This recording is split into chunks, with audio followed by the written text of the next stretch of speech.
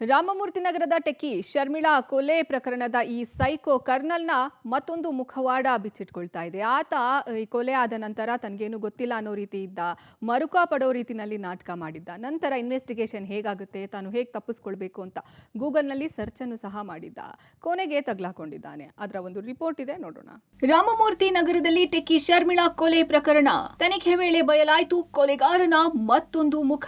ಕೊಲೆ ಮಾಡಿ ಮರುಕ ಪಡುವ ನಾಟಕವಾಡಿದ್ದ ಕರ್ನಲ್. ಸಾಯುವಾಗ ಅದೆಷ್ಟು ನೋವು, ಅದೆಷ್ಟು ಸಂಕಟ ಎದುರಿಸಿತ್ತು ಜೀವ.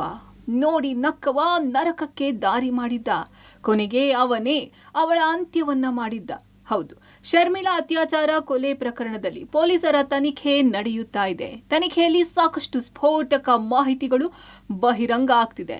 ಕೊಲೆ ಮಾಡಿದ ಬಳಿಕ ಯಾವಾಗ ತಪ್ಪಿಸಿಕೊಳ್ಳಬೇಕು, ಯಾವ ರೀತಿ ತಪ್ಪಿಸಿಕೊಳ್ಳಬೇಕು ಅನ್ನೋದು ತಯಾರಿ ಮಾಡಿದ್ದ.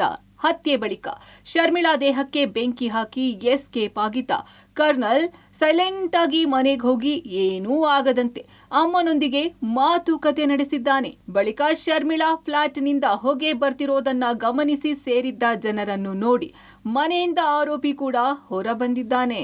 ಶರ್ಮಿಳಾ ಸಾವಿನ ವೇಳೆ ಸ್ಥಳೀಯರು ಮಾತನಾಡುವುದನ್ನು ಕೇಳಿ ಮರುಗಿದ್ದ ಹಂತಕ. ಅಯ್ಯೋ ಪಾಪ, ಗ್ಯಾಸ್ ಲೀಕ್ ಆಗಿ ಬೆಂಕಿ ಬಿದ್ದು ಸತ್ ಹೋಗಿದ್ದಾಳಂತೆ ಅಂತ ಮರುಗಿದ್ದ. ತಾಯಿಯ ಬಳಿಯೂ ಶರ್ಮಿಳಾ ಸಾವಿನ ಕುರಿತು ಮಾತಾಡುತ್ತಾ ಫೀಲ್ ಮಾಡಿಕೊಂಡಿದ್ದ.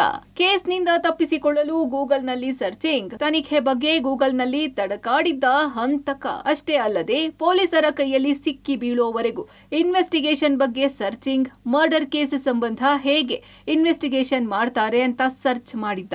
ಕೊಲೆಯಾದ ದಿನದಿಂದ ಅರೆಸ್ಟ್ ಆಗೋ ಅವಧಿಯಲ್ಲಿ ಗೂಗಲ್ನಲ್ಲಿ ಶೋಧ ಮಾಡಿದ್ದ.